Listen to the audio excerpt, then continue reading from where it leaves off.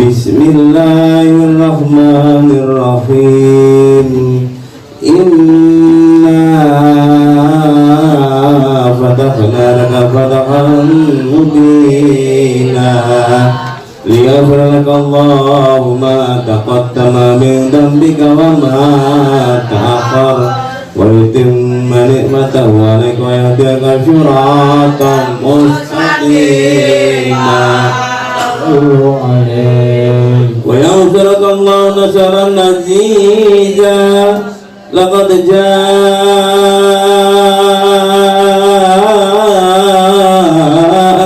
rasulun min anfusikum. Untuk selanjutnya mari sama-sama kita dengarkan mau'izatul hasanah sekaligus pembacaan sejarah singkat guru kita Bapak Haji Mahfud bin Thahar Rasyid yang dalam hal ini akan disampaikan oleh guru kita Habib Ali bin Harun Al-Junaid mata'anallahu bitul hayatih. Mudah-mudahan apa yang disampaikan oleh beliau berkenan di hati kita. Alaihi falyatafadhal mashkur. Assalamualaikum warahmatullahi wabarakatuh.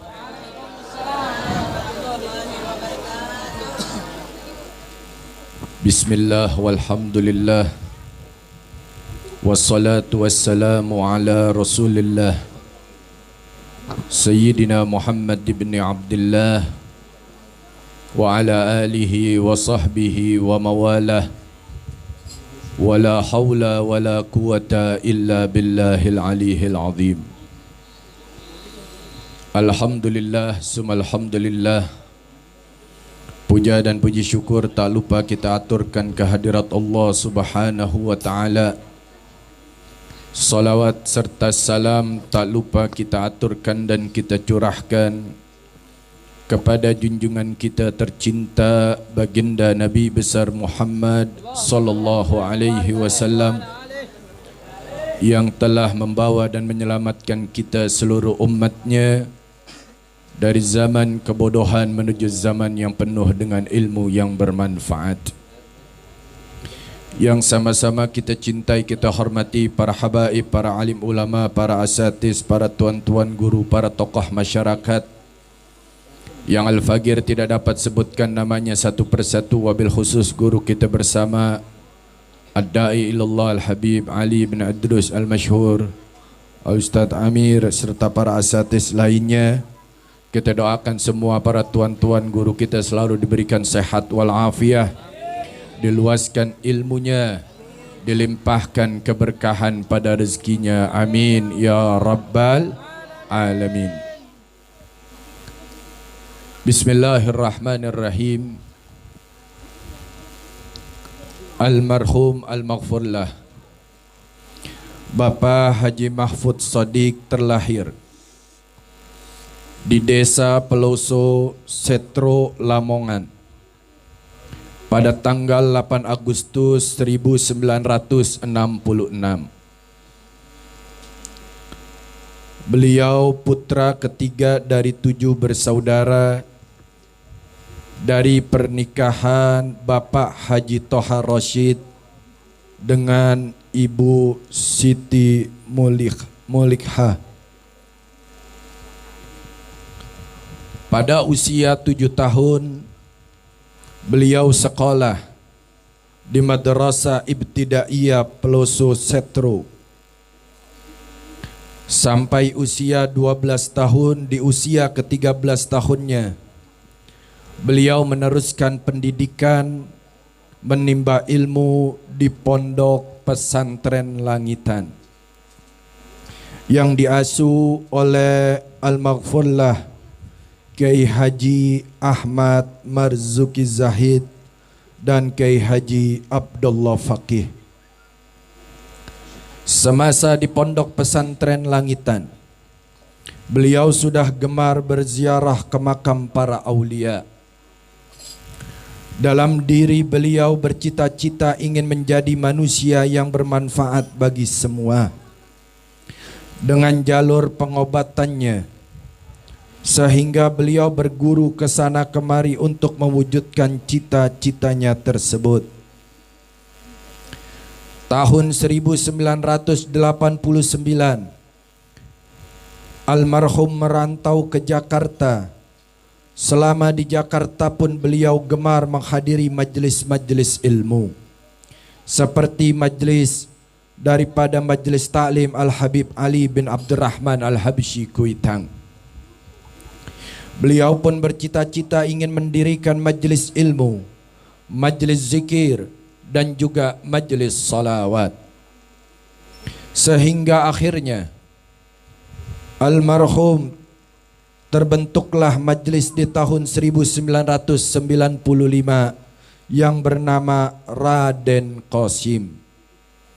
Majlis dengan nama Raden Qasim selama 2 tahun berganti nama menjadi Majlis Zikrul Zalimin. Dengan 1 juta salawatnya lalu diadakan rapat kembali oleh semua pengurus.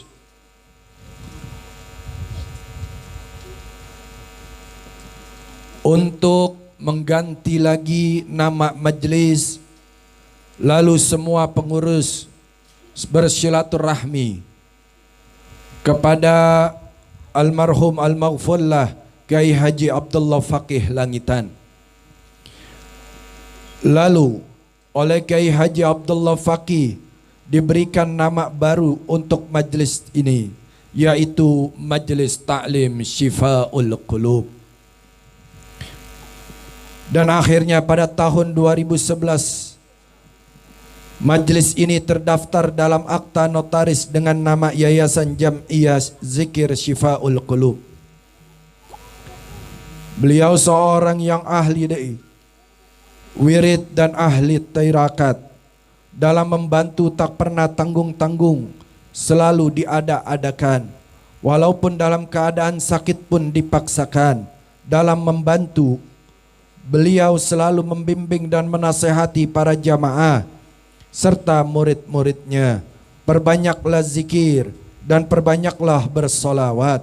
Selalu terpancar senyum di bibir manisnya pada setiap orang yang beliau temui. Beliau selalu mencontohkan sikap rendah hati dan ikhlas dalam membantu sesama. Nasihat beliau agar kita selalu patuh pada kedua orang tua dan jangan sedikit pun melupakan Allah Subhanahu wa taala dan kekasihnya baginda Nabi besar Muhammad sallallahu alaihi wasallam. Tepatnya pada tanggal 29 Rajab 1442 Hijriah, bertepatan pada tanggal 24 Maret 2020 beliau berpulang ke rahmatullah, meninggalkan kita semua dan mewariskan majlis ini untuk kita semua. Semoga majlis ini menjadi sebab diampuni dosa beliau, menjadi sebab diterima semua amal ibadah kebaikan beliau, dan menjadi sebab ditempatkannya beliau di tempat yang mulia, yaitu di sisi Allah Subhanahu wa taala bersama Nabi kita Sayyiduna Muhammad sallallahu alaihi wasallam. Inilah sekelumit daripada manaqib almarhum al-maghfurlah Kiai Haji Mahfud bin Kiai Haji Toha Rashid, yang dengan itu sebelum Al-Fagir akhiri daripada manaqib dan tausiah ini, marilah kita kenali salafun saleh kita, seperti almarhum yang telah mengenalkan kita kepada salafun saleh kita. Bagaimana kita mengenal Ratibul Haddad, bagaimana kita mengenal daripada Maulid Ad-Diba, bagaimana kita mengenal daripada qasidah, zikir-zikir, wirdul latif, wirdul sakran, hizib-hizib yang lainnya. Dengan kita mengenali para salafun saleh kita, maka akan tertanam kecintaan di dalam diri kita kepada mereka para kekasih-kekasih Allah Subhanahu wa taala. Karena berapa banyak pada saat ini kalau kita tanya kepada putra dan putri kita, tahukah kalian ini lagu ciptaan siapa? Mereka tahu. Ini lagu yang nyanyi siapa? Mereka tahu. Tapi kita tidak pernah memperhatikan putra dan putri kita. Kau tahukah ini majelisnya siapa? Kau tahukah ini Ratibul Haddad yang karang siapa? Kau tahukah Ratibul Attas siapa yang mengarangnya? Kau tahukah Wirdul Latif siapa yang mengarangnya? Kau tahukah kau baca solawat ini siapa yang menyusun solawat ini? Kau tahukah zikir ini siapa yang menyusun zikir ini? Berapa banyak anak-anak kita, keluarga-keluarga kita jauh dari salafuna soleh kita. Jangankan kepada anak-anak kita, kita pun jauh dari para salafuna soleh kita. Kalau kita katakan kita cinta kepada Al-Habib Al-Imam Ali bin Abdurrahman Al-Habsyi, apakah kecintaan kita itu meramaikan majlis beliau setiap minggunya?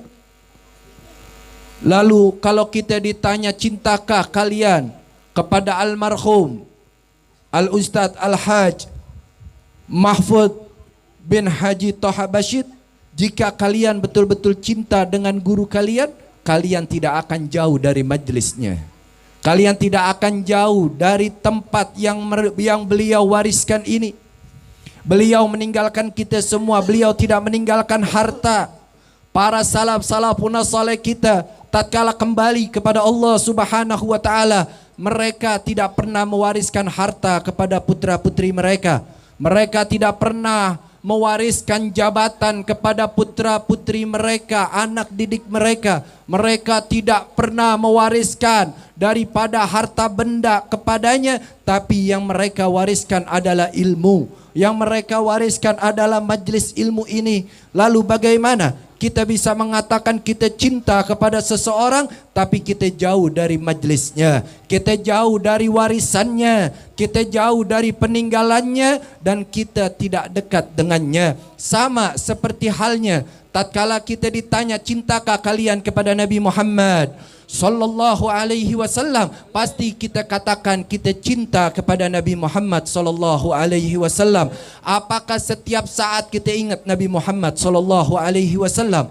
Apakah setiap saat kita bersalawat kepada Habibuna Muhammad sallallahu alaihi wasallam?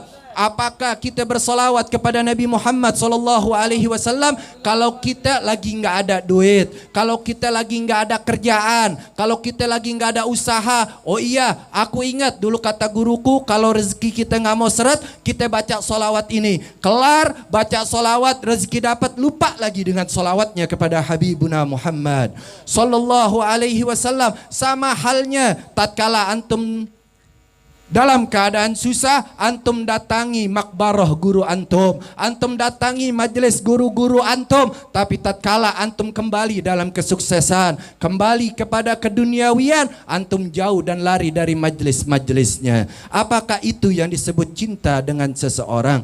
Di majelis yang mulia ini, mari perbaiki kecintaan kita kepada Habibuna Muhammad sallallahu alaihi wasallam. Dengan kita memperbaiki kecintaan kita kepada Habibuna Muhammad sallallahu alaihi wasallam, maka hubungan kita kepada salafun saleh kita, hubungan kita kepada guru-guru kita akan menjadi hubungan yang lebih baik, karena kita telah memperbaiki hubungan kita kepada Habibuna Muhammad sallallahu alaihi wasallam. Dengan itu, di majlis hall yang mulia ini, marilah tunjukkan kecintaan kita kepada almarhum. Tunjukkan bukan dengan ucapan, tunjukkan bukan dengan perkataan, tunjukkan untuk kita meneruskan apa yang telah diwariskan oleh almarhum kepada kita. Kalau antum ingin melihat almarhum senang, maka antum semua harus memenuhi daripada majlisnya. Kembangkan majlisnya, teruskan perjuangannya, teruskan keinginan ukhrawiyahnya, teruskan di dalam menyelamatkan umat Habibuna Muhammad sallallahu alaihi wasallam. Sehingga kelak di yaumul qiyamah guru-guru kita tidak akan pernah lupa dengan kita. Mereka akan menggandeng kita, akan membawa kita kepada siapa? Kepada guru mereka. Guru mereka akan membawa kita kepada guru-gurunya sampai membawa kita ke hadapan Habibuna Muhammad sallallahu alaihi wasallam dan akan membawa kita masuk ke dalam syurga Allah Subhanahu wa taala. Masuk kita ke dalam syurga Allah Subhanahu wa taala bersama Nabi kita tercinta Habibuna Muhammad sallallahu alaihi wasallam. Mudah-mudahan kita semua yang hadir di majlis ini selalu ditanamkan keistiqomahan oleh Allah Subhanahu wa taala. Kita dikuatkan iman dan Islam kita, dikuatkan dalam ketaatan kita kepada Allah Subhanahu wa taala, kepada nabinya Sayyidina Muhammad sallallahu alaihi wasallam, dan ditanamkan kecintaan kepada Allah dan Rasulnya. Dan kita minta Allah Subhanahu wa taala dengan duduk kita di majelis yang mulia ini, keluar kita dari tempat ini, Allah ampuni seluruh dosa dan kesalahan kita, dosa dan kesalahan kedua orang tua kita, dilimpahkan keberkahan di dalam segala urusan-urusan kita. Dan kita minta Allah Subhanahu wa taala untuk guru kita di hall yang pertama ini, almarhum al-maghfurlah Haji Mahfud bin Haji Muhammad Thahar Rashid. Mudah-mudahan Allah Subhanahu wa taala terima segala amal ibadahnya. Allah Subhanahu wa taala ampuni seluruh dosa dan kesalahannya. Allah Subhanahu wa taala sampai saat ini, sampai seterusnya, sampai di yaumul qiyamah, Allah jadikan kuburnya raudhah min riyadil jannah. Dan kelak di yaumul qiyamah dibangkit dalam iman dan Islam, dibangkit dalam mengucap kalimat la ilaha illallah Muhammadur Rasulullah sallallahu alaihi wasallam, dan dikumpulkan bersama Habibuna Muhammad sallallahu alaihi wasallam. Rabbi fanfa'na bi barakatihim واهدنا الحسنى بحرمتهم وعملنا في طريقتهم ومعافاة من الفتن. يا الله يا مجيب يا حاضرا لا يغيب، توسلنا إليك بالحبيب تقضي حاجاتنا قريب، حاجة الدنيا بالميسرة وحاجة الآخرة بالمغفرة. وصلى الله على سيدنا محمد نبي الأمي وعلى آله وصحبه وبارك وسلم، والحمد لله رب العالمين، والعفو منكم، والسلام عليكم ورحمة الله وبركاته.